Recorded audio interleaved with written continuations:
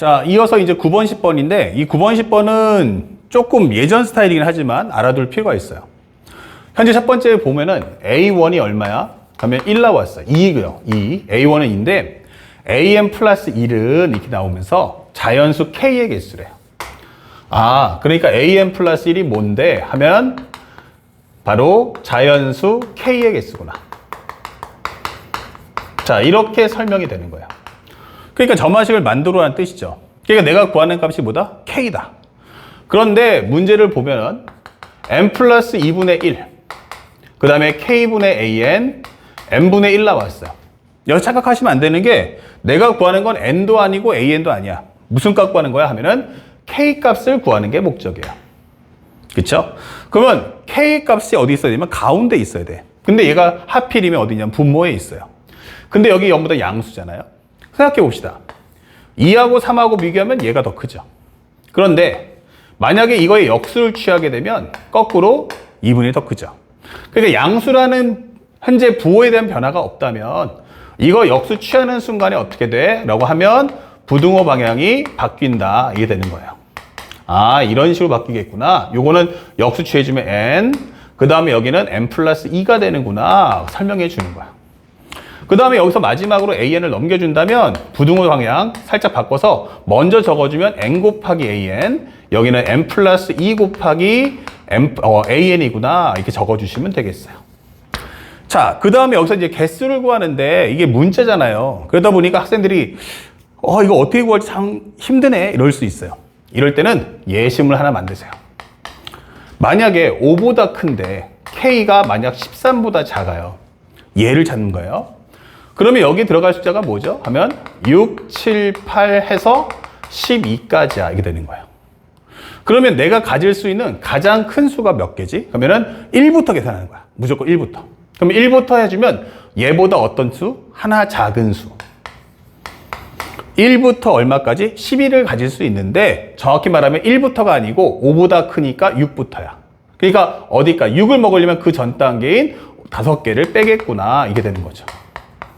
이 생각하시면 돼요. 그럼 원리 생각해보면 K의 개수가 몇 개지? 라고 한다면 내가 가질 수 있는 가장 큰 수는 뭐냐면 얘보다 어때요? 하나 작아야 되니까 n 플러스 2 곱하기 an보다 하나 작은 수까지 가질 거야. 그렇죠? 1부터 계산하면. 그러면 내가 실제 갖는 건 얘보다 하나 더 큰 수부터 가질 테니까 여기까지 빼줘야겠죠. 지금 보고 있는 현재 이 과정인 거예요. 그래서 여기서 n 곱하기 an을 빼면 되겠구나.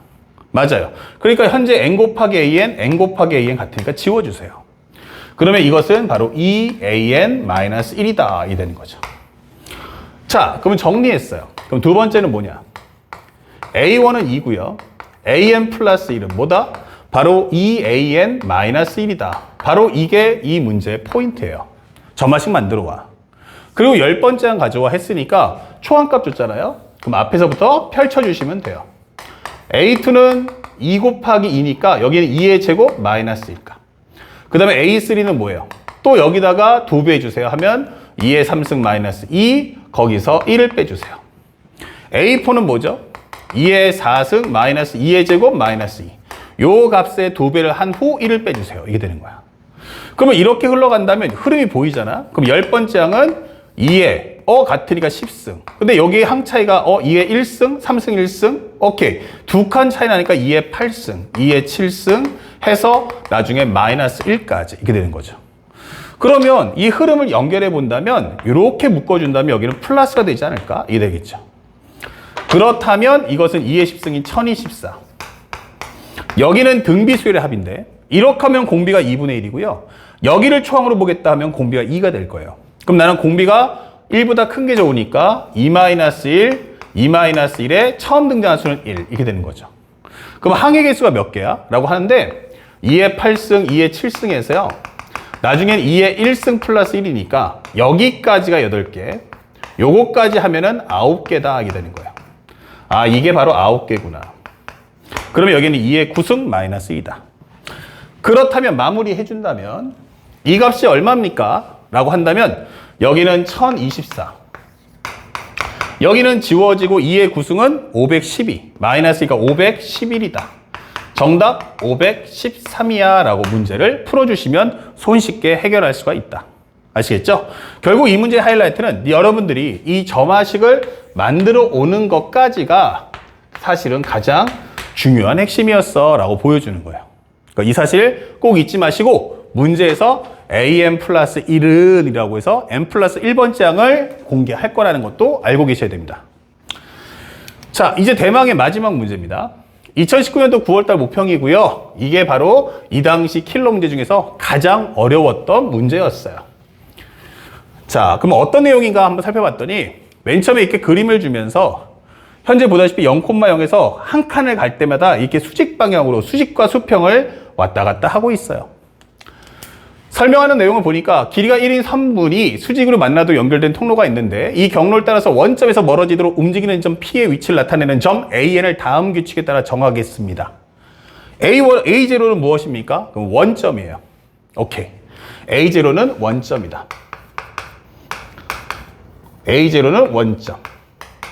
그 다음에 n이 자연수일 때 AN은 이게 돼 있어요. AN이 말이야 AM-1에서 이게 되는 거죠. 바로 여기서 별표. 그러니까 항의 표현이 몇 개 떴어요? 2개가 떴어요. 이게 되는 거야. 그러면 여기서 점 P가 경로를 따서 25분의 2m-1만큼 이동하는 위치다. 그럼 여기다가 25분의 2m-1을 더해줘라. 단 이것은 위치가 아닌 거리 개념이다 라는 것을 잊지 마셔야 돼요. 오케이. 됐죠? 그래서 예를 들어서 A2하고 A6 한번 해볼까? 라고 하는 거야. 그러니까 이게 무슨 말이야 하면 실제로 거리는 이렇게 한쪽 방향으로 간다 생각하는 건데 우리는 한 칸 갈 때마다 꺾일 거잖아요. 이렇게. 그래서 거리를 통해서 좌표로 환산해줘라 라는 게 이 문제의 목표예요. 거리 줄 테니까 좌표로 바꿔먹자. 이게 되는 거죠. 자, 이게 무슨 말인가 설명해서 1 한번 넣어봤어요. A0는 0,0이에요. 그리고 A1은 A0로부터 해서 1 넣어주시면 25분의 1만큼 갈 거야. A2라는 것은 2 넣었죠. 2 넣어주면 A1 기점에서 25분의 3만큼 갈 거야. 그러면 요것을 A1자에 넣어주면 이거 A0 플러스 25분의 1, 25분의 3 되는 거 아닐까? 이게 되는 거죠. 그러면 요거 합쳐주면요. 이거 A0 플러스 25분의 4 되는 거 아니야? 이게 되는 거죠. 그런데 이 위치는 기본적으로 내가 1이 돼야만 꺾일 수 있어요. 그러면 처음에 25분의 4만큼 갔으면 요거 가다가 여기서 멈춰버리는 거야. 그러면 여기가 25분의 4,0 되지 않겠습니까? 맞아요. 그래서 첫 번째 예제가 주는 거예요. 그러면 두 번째 A6가 뭐야? 라고 하는데 한번 적어볼게요. A3는 A2 플러스 25분의 5가 나올 거고요. 그러면 여기는 A0 플러스 25분의 1, 25분의 3, 25분의 5가 된다는 얘기예요. 흐름 보이시죠? 이런 식으로.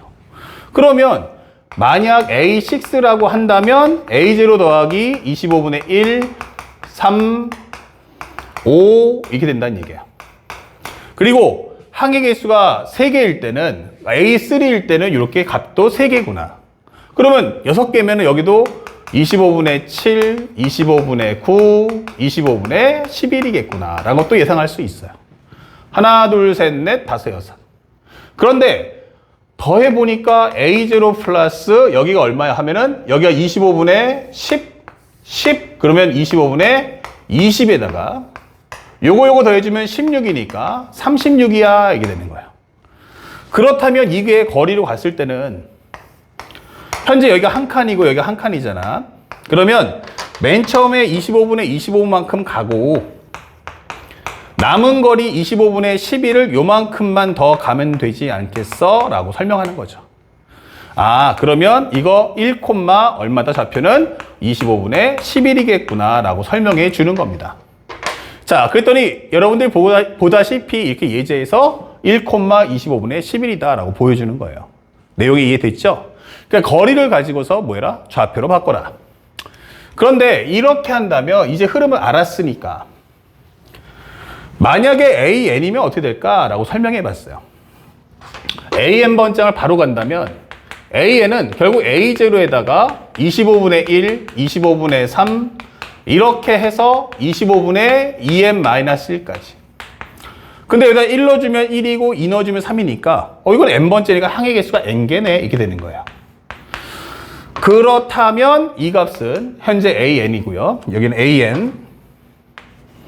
a0 플러스 얼마 나옵니까? 등차 수열의 합이니까 2분의 항의 개수 n개 초항 끝항 더해주면 25분의 얘랑 요 마이너스를 지워지니까 2n이야.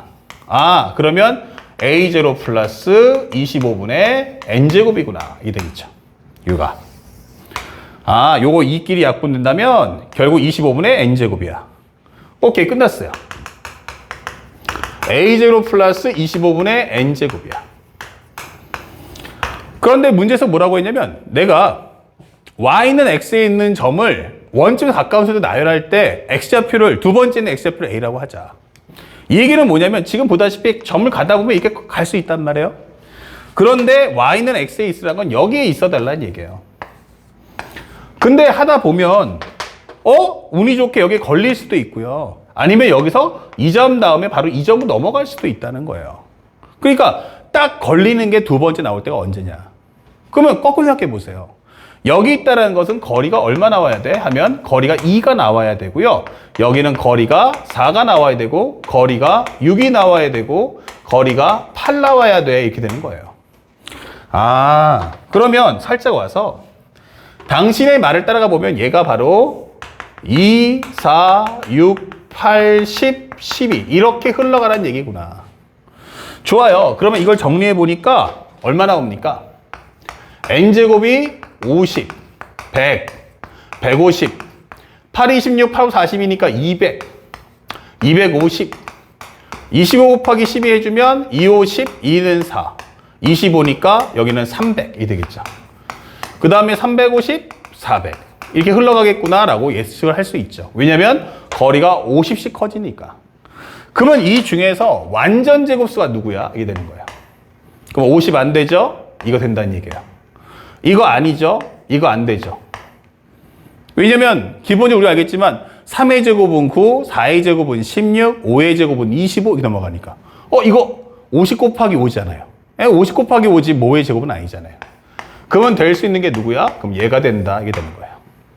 아 그러면 두 번째라는 건 바로 n제곱이 얼마다? 바로 400이다. 즉 n이 얼마다? 21대구나. 이게 되는 거예요. 그러면 n이 20이라는 것은 결국 an이라는 좌표가 정리해보면 a0 플러스 25분의 400이구나. 그러면 여기는 얼마 나오겠어요? 400 나누기 25니까 5로 약분하면 5, 25, 5, 8에 40, 16. 아 이거 16칸을 가는 거구나. 이게 되는 거죠. a0 플러스 16이구나. 이게 되는 거예요. 자 다시 한번 가볼게요. 현재 거리가 현재 보면 2일 때 x좌표는 1이에요. 4일 때는 2죠. 6일 때는 3이고 8일 때는 4예요. 그 다음에 10이면 5가 나오겠죠. 그러면 이 얘기는 거리값의 절반이 x좌표네 이렇게 되는 거죠. 그러면 현재 여기서 알 수 있는 건 거리가 16입니다 라고 하는 것은 바로 좌표로 따지면 바로 x값이 8칸, y값이 8칸이구나 이게 되는 거예요. 그래서 우리가 원하는 정답은 바로 a값이 뭐야? 라고 하면 x좌표니까 a는 바로 8이다 이렇게 풀어주시면 되는 거죠. 그러면 내용의 이해만 하시면 사실은 엄청나게 쉬운 문제였어요. 그럼 이 문제의 가장 하이라이트는 여러분들이 바로 이 점화식을 문장에서 뽑아오는 것이 가장 중요했다라고 설명하는 내용이 되겠습니다. 아시겠죠?